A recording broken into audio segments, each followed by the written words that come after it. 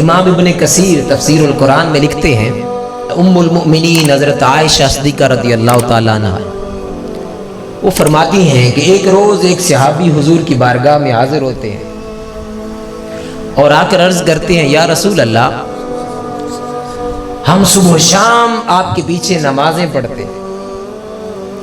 ہم آپ کی زیارت کرتے ہیں، آپ کا جلوہ کرتے ہیں، اور تھوڑا وقت جو ہم اپنے گھروں کو جاتے ہیں وہ وقت ہمارے لیے بڑا تکلیف دہ ہوتا۔ آقا، وہ وقت جو آپ کی جدائی میں بیتتا ہے، وہ وقت جو آپ سے دوری میں بیتتا ہے، جن اوقات میں ہماری نظروں کے سامنے والضحیٰ والا چہرہ نہیں ہوتا،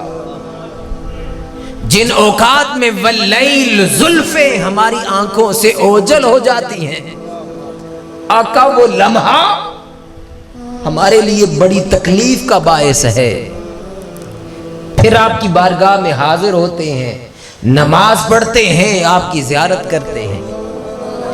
حضور فرماتے ہیں کہ اے میرے صحابی، اس میں پریشانی کی کیا بات ہے؟ اس پر عرض کرتے ہیں، یا رسول اللہ، پریشانی کی بات یہ ہے کہ جب یہ خیال میری سوچ میں آتا ہے، جب یہ تصور ہمارے خیالات میں ابھرتا ہے کہ کل نفس ذائقۃ الموت، کہ موت کا وقت مقرر ہے، ہر کسی نے موت کا ذائقہ چکھنا ہے، کوئی بچ سکتا ہے؟ آپ میں سے یا ہم میں سے کسی کی ہے جرأت؟ نہیں۔ پھر یہ نہیں کہ گناہگاروں کو آئے گی اور اللہ کے محبوبوں کو نہیں، سب کو آنی ہے، نیکوکاروں کو بھی اور بدکاروں کو بھی۔ عرض کرتے ہیں، یا رسول اللہ، پریشانی کی بات یہ ہے کہ موت کا وقت مقرر ہے اور یہ خیال ہمیں کھائے جا رہا ہے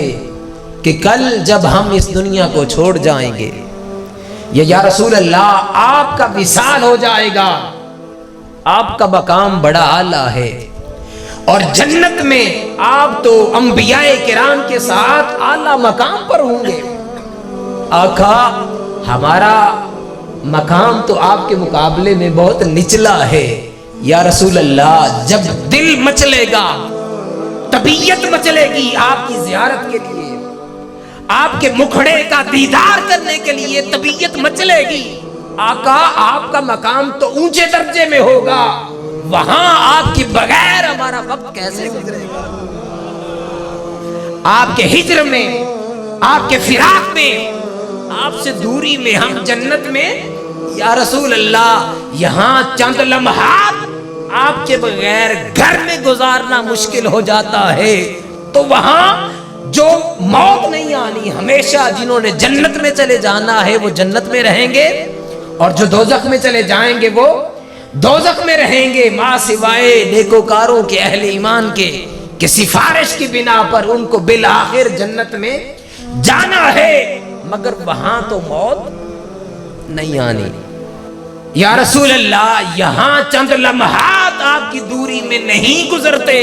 تو وہاں اتنا لمبا پیریڈ آقا آپ کا مکھڑا دیکھے بغیر کیسے گزار سکتے؟ آقا یہ سوچ کھائے جا رہی ہے۔ اس پر رسول کریم صلی اللہ علیہ وسلم کچھ لمحے کے لیے خاموش ہوتے ہیں،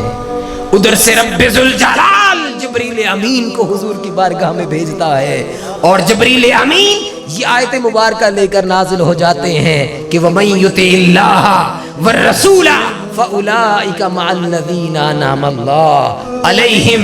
مِنَ النَّبِيِّينَ وَالصِّدِّيقِينَ وَالشُّهَدَاءِ، کہ جو اللہ اور اس کے رسول کی اطاعت کرتے ہیں، جو آپ کے در انور پر ہیں، جو آپ سے محبت رکھتے ہیں، جو آپ کا ادب کرتے ہیں، جو آپ کی دہلیز سے چمٹے رہتے ہیں، فرمایا کہ اللہ پاک قیامت کے دن ان کا حشر بھی انہی کے ساتھ فرمائے گا۔ ایک اور صحابی حضور کی بارگاہ میں حاضر ہوتے ہیں اور آ کر عرض کرتے ہیں، یا رسول اللہ، میرے ماں باپ آپ پر قربان، آقا میں کائنات کی ہر شے سے بڑھ کر آپ سے محبت کرتا ہوں، آپ سے پیار کرتا ہوں، اپنی جان سے بڑھ کر، اپنی اولاد سے بڑھ کر، अपने वालिदैन से बढ़कर, दुनिया की हर शय से बढ़कर आपसे प्यार करता हूं। आका आपकी सुबह शाम जियारत करते हैं, सुबह शाम आपका दीदार करते हैं, आपके मुखड़े को तकते हैं। हुजूर से अर्ज कर रहे थे, उनकी आंखों से आंसू जारी हो गए, वो ज़ारो कतार रोने लगे, उनकी आंखों से आंसू जारी हो गए। इस पर हुजूर नबी अकरम सल्लल्लाहु अलैहि वसल्लम उनको फरमाते हैं कि ऐ मेरे गुलाम, ऐ मेरे जानिसार, इसमें रोने की क्या बात है? तुम रंजीदा क्यों हो, परेशान क्यों हो? इस पर वो सहाबी अर्ज करते हैं कि या रसूल अल्लाह, आपका मकाम बड़ा आला है और मरने के बाद अल्लाह आपको जन्नत में आला मकाम अता फरमाएगा, हमारा दर्जा तो कम दर्जे में होगा, हम जब आपकी ज़ियारत से महरूम होंगे। या रसूल अल्लाह, यहाँ चंद लम्हात आपकी दूरी में नहीं बीतते तो वहाँ लंबा पीरियड आपके बगैर कैसे गुजर सकता है?